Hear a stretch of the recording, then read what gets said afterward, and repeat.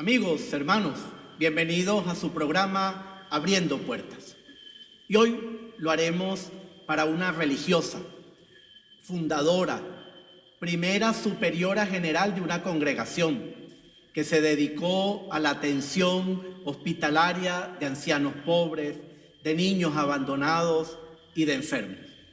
Hoy abrimos las puertas a la primera beata de Venezuela, a la Madre María de San José.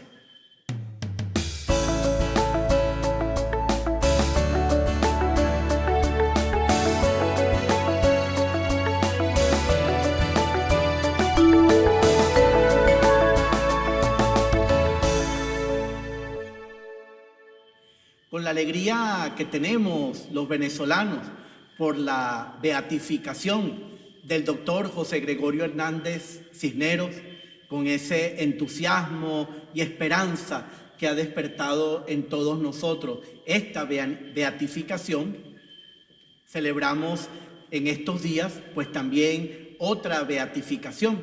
Recordamos a nuestra primera beata, a la Madre María de San José, que nació el 25 de abril de 1875. Nació en el bonito pueblo de Choroní, en el estado Aragua.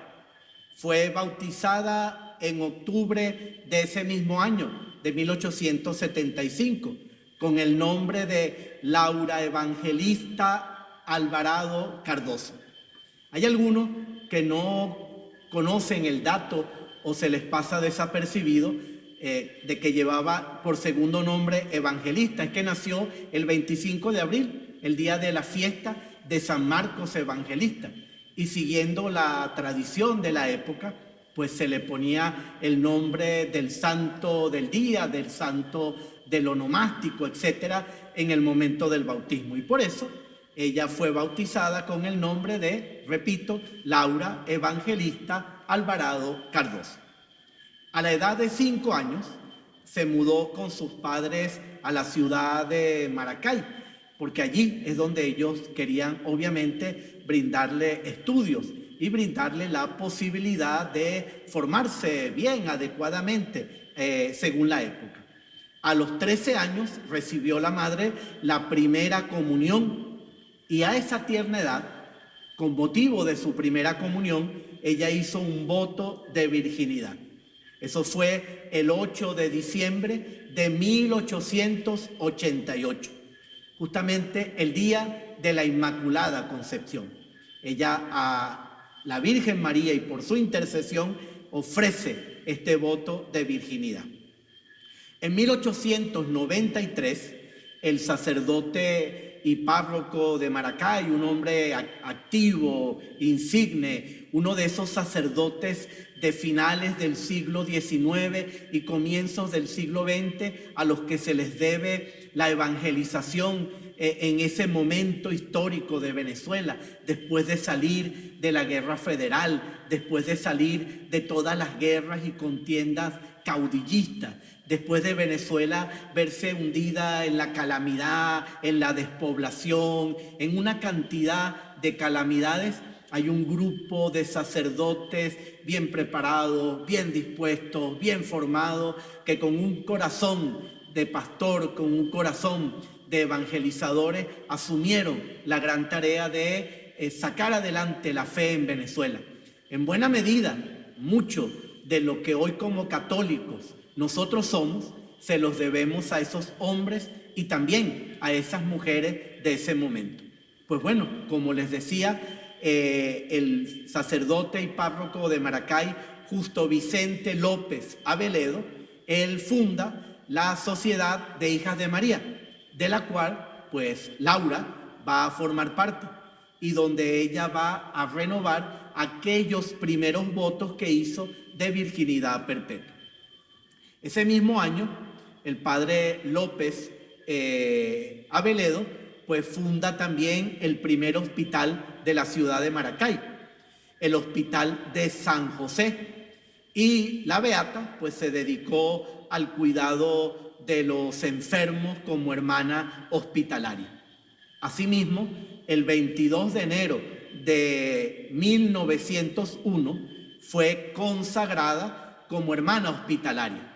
Y como hermana hospitalaria agustina, adoptando el nombre que llevaría en adelante, Sor María de San José. Cerca de los 24 años, Laura recibió del padre López la dirección y administración del hospital. Se le entrega a ella se encarga. Al poco tiempo se va a fundar la congregación de las hermanas agustinas recoletas del corazón de Jesús, fundación venezolana. Y en 1903, pues Laura se convierte, siendo una de las cofundadoras, se convertirá en la primera madre, en la superiora de la comunidad, manteniendo el nombre que ya indiqué antes, el de María de San José, pero ahora como superiora, Madre María de San José. La actividad de su congregación se caracterizó por la fundación de asilos, orfanatos, casas maternas, hospitales, colegios, con una gran entrega, con una gran abnegación, trabajando por las vocaciones, fomentando que se unieran varias muchachas a la congregación con este ideal de entrega, de santidad, de servicio a los más necesitados en una Venezuela pobre y necesitada. A veces nosotros pensamos en nuestro momento actual y creemos que el tiempo pasado pues fue mejor. A lo mejor el tiempo pasado inmediato fue mejor, pero Venezuela ha pasado y ha vivido grandes calamidades, ha vivido en mucha pobreza. Hacia los años 50, terminada la dictadura de Pérez Jiménez, una de las cosas de las que se ponderaba la democracia naciente era de haber construido 500.000 letrinas a lo largo del país. Letrinas, para que ustedes vean la situación en que estaba nuestra Venezuela. Pues la situación en la que vive la hermana y la madre María de San José, anterior a este tiempo que he dicho de los años 50, en los comienzos y en los inicios del siglo XX, pues es una situación muy dura. Y ellas pues llegan a fundar 35 casas a nivel nacional para este servicio de asilos, orfanatos, casas maternas, hospitales y colegios. Con toda esa entrega, con todo ese trabajo inmenso que hizo la madre y las hermanas que le acompañaron, pues ahí ella gastó y desgastó su vida, su fuerza, sus energías. Pero como ella decía, yo no me siento cansada, me siento como cuando tenía 17 años. Era el entusiasmo, el vigor de una mujer de Dios, de una mujer sostenida por la fe, de una mujer sostenida por el amor a Cristo, por el amor a la Eucaristía, por su devoción a la Eucaristía, por el amor a San José, a la Santísima Virgen María. Todo eso configuró su espiritualidad. Y así, ya a una edad avanzada, el 2 de abril de 1967 fallece la Madre María de San José en Maracay. Los restos de la Madre María van a reposar en la capilla de las hermanas agustinas del Hogar de la Inmaculada Concepción de Maracay, donde prácticamente transcurrió la mayor parte de su vida. Ahí estuvieron sus restos hasta su posterior traslado en 1996, pues como les contaré dentro de un momento. Pero aquí termina la vida en este mundo de la Madre María de San José, que muere en olor de santidad, pero comienza otra etapa, la etapa de su veneración, que va a abrir el camino hacia la beatificación, y que estamos también a la espera de que si se opera, si se lleva a cabo un segundo milagro, pueda ser canonizada.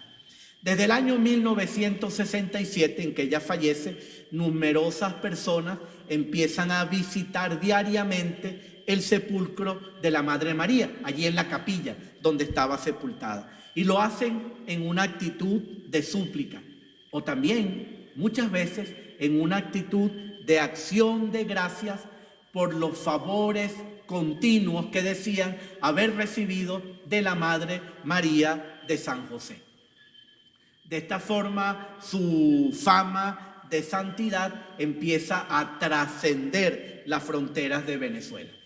Todo esto motivó que se llevara a cabo la apertura del proceso de beatificación por parte de las hermanas agustinas recoletas. Al comienzo lo hicieron con la asesoría de uno de los padres agustinos recoletos, con la asesoría del padre Eugenio Ayape.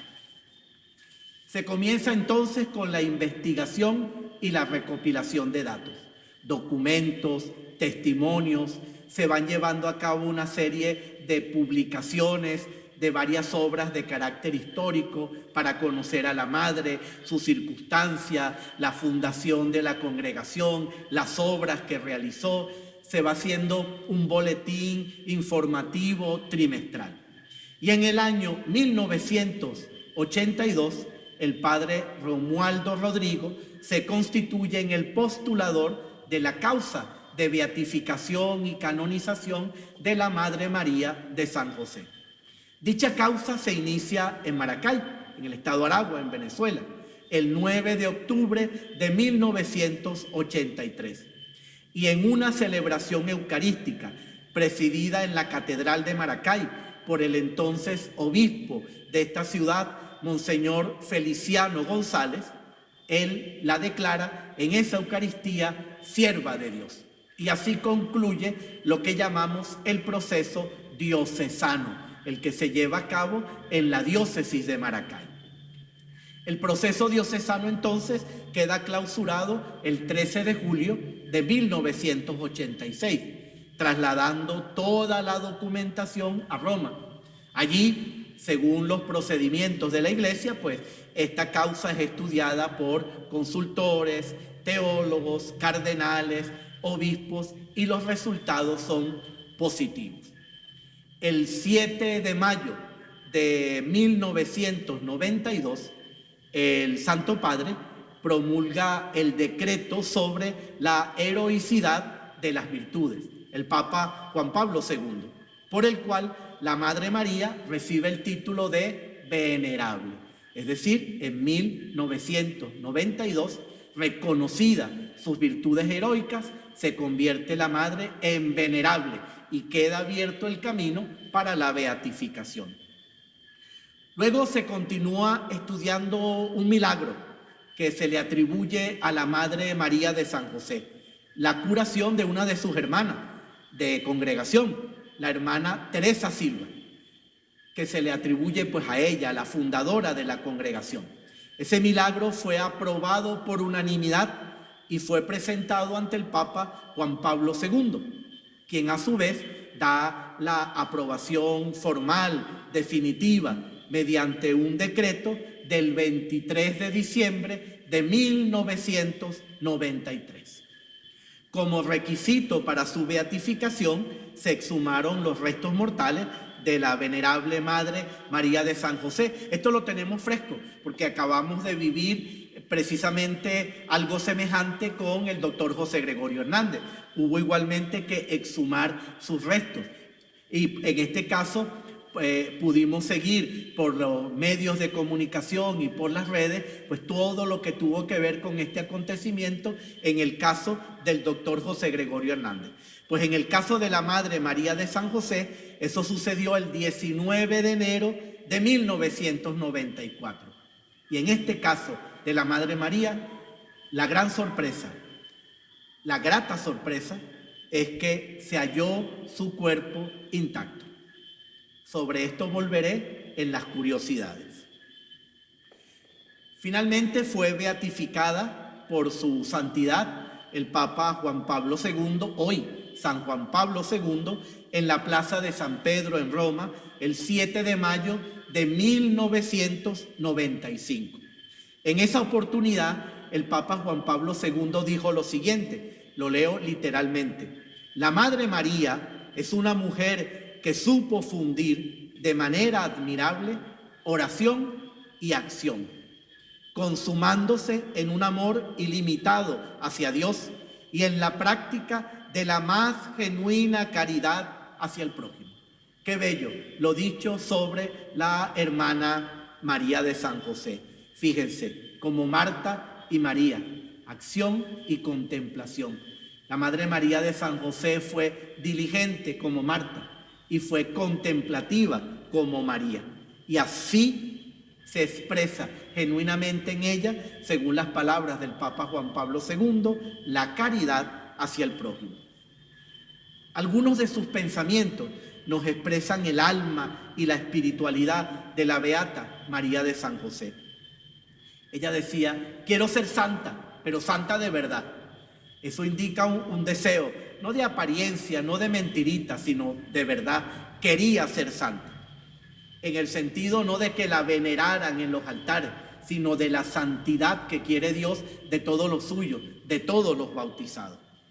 Ella decía, porque también padeció mucho, ningún santo pasa fresquecito por este mundo hacia los altares, padecen y sufren. Y ella decía, no es sufrir lo que tiene mérito, es saber sufrir. Todos podemos sufrir, pero saber sufrir, eso es lo que tiene mérito. Para animarse a sí misma y para expresar su convicción de seguir al Señor, decía, adelante Jesús mío, el ideal que persigo eres tú y solo tú, nada me arredra. Eso nos recuerda a San Pablo, sé en quien tengo puesta mi confianza. Sé en quien tengo puesta mi confianza, decía San Pablo. Con mucha humildad, decía ella, el orgullo no nos deja seguir las inclinaciones que el Divino Espíritu desea. Es necesario orar siempre. Hay que orar para que el Espíritu Santo pueda actuar en nosotros y no nos desviemos, no nos inclinemos hacia donde no quiere el Espíritu Santo. Ella decía, hay que apartar todo cuanto nos separa de Dios, que nuestro corazón sea de Él, solo de Él. Que nuestro corazón sea solo del Señor. Apartar lo que separa de Dios. Ese es el camino de la santidad. Y decía, y eso marcó su vida, trabajemos y pidamos la fidelidad hasta el último día.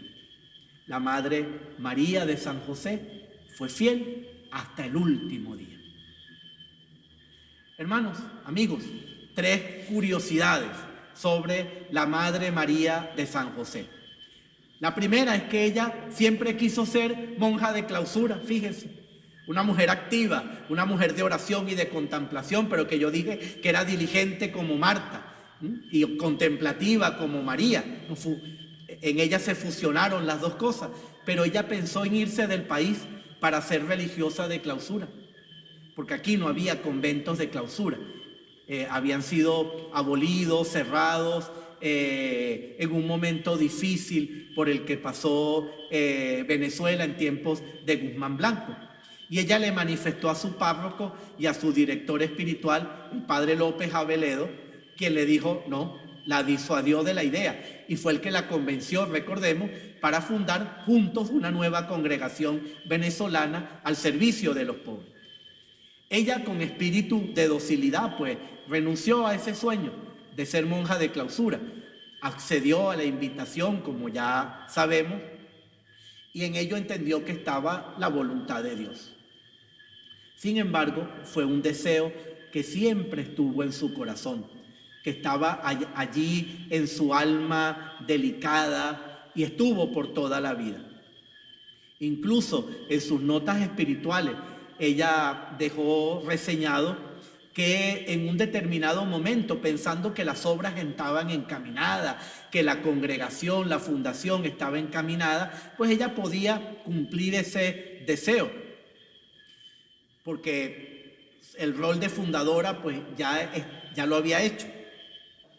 Pidió permiso a sus superiores para abrazar la vida monacal, para irse a la vida de clausura. Y la respuesta fue, ni lo piense. Esa fue la respuesta que le dieron y aceptó nuevamente con docilidad. Madre, ni lo piense. La segunda curiosidad tiene que ver con una situación propia de la época. Tenemos que ubicarnos en el contexto, en el momento. Había muchos prejuicios y no se podía abrazar la vida religiosa, sacerdotal, según ciertas condiciones personales como ser pobre, ser de tez morena, ser hijo natural o hija natural, es decir, no estar reconocido por el padre. Ese tipo de cosas sucedía en la época. Cuando la Beata María de San José fundó la congregación en el año 1901, claro que el sentir de la iglesia no era el de ahora y la apertura de la iglesia no era la del Concilio Vaticano II.